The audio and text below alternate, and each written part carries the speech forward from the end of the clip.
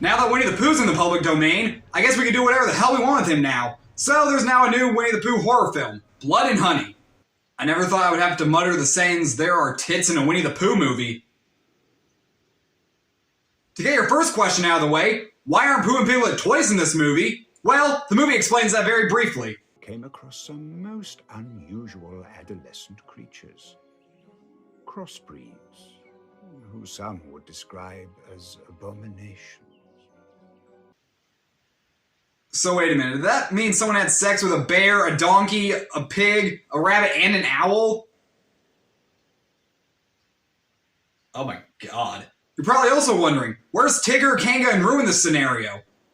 Well, I guess somebody realized kangaroos and tigers don't really live in the woods, so they're nowhere to be seen, not even mentioned. And you know that shot in the trailer where they pass Eeyore's grave? Yeah, he didn't commit suicide like we all thought he did. Pooh, Piglet, Owl, and Rabbit all ate him. You should have never left, Christopher.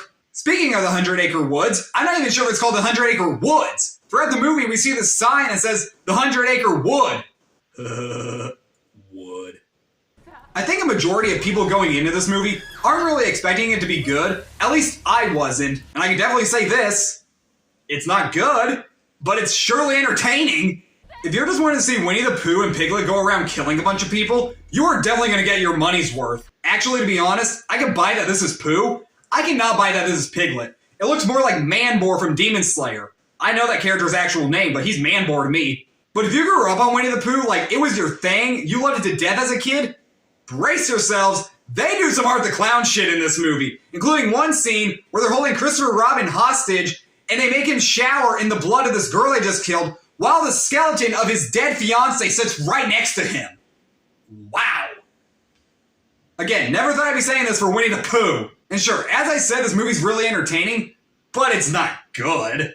If you were to take out the factor that these two are your slasher villains, this would be just another really generic horror film. Actually, even with that, it still kind of is. Our main characters are a group of girls who go to a house for the weekend that's in the middle of the woods where two slashers are roaming by, and you bet your ass they do every stereotypical horror movie cliche in the book. Of course, you got one scene where one of the girls is in a bikini in a hot tub taking a bunch of selfies while Pooh Bear is right behind her. And not gonna lie, every time lightning strikes and you just see this Pooh Bear mask, it's funny as hell. And the best part about it is, it both smiles and frowns. I didn't know masks could do that.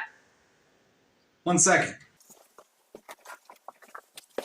I'm smiling under the mask. You even have a scene where 4 random guys show up and save the 2 girls, but then Pooh's across the street, they see him and they're like, "Freak! Yeah!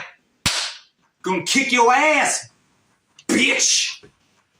And actually, it does take him a damn good minute to start kicking his ass. Pooh's just over here like, yeah, still got time. And throughout the movie, some of the kills are pretty good, and some of them are just kind of dumb. You may have one scene where Pooh rips this girl's shirt off and throws her into a wood chipper, and then the next, you have him just slapping someone to death with honey hands.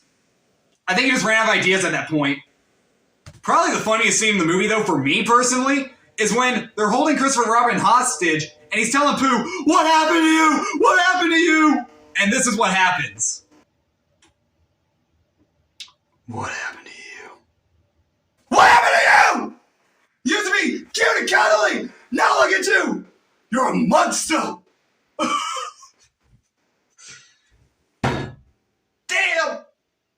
But if all you want to see is Winnie-the-Pooh and Piglet slaughtering a bunch of people, you're going to have a lot of fun with this. Sadly, it was only a one-night Fathom event, so you may have to wait till VOD. But definitely give it a watch once you can get your hands on it. But I don't really think I can say this movie will scare the poo out of you. That was too easy. Just for pure entertainment, I'm going to give Blood and Honey a B-.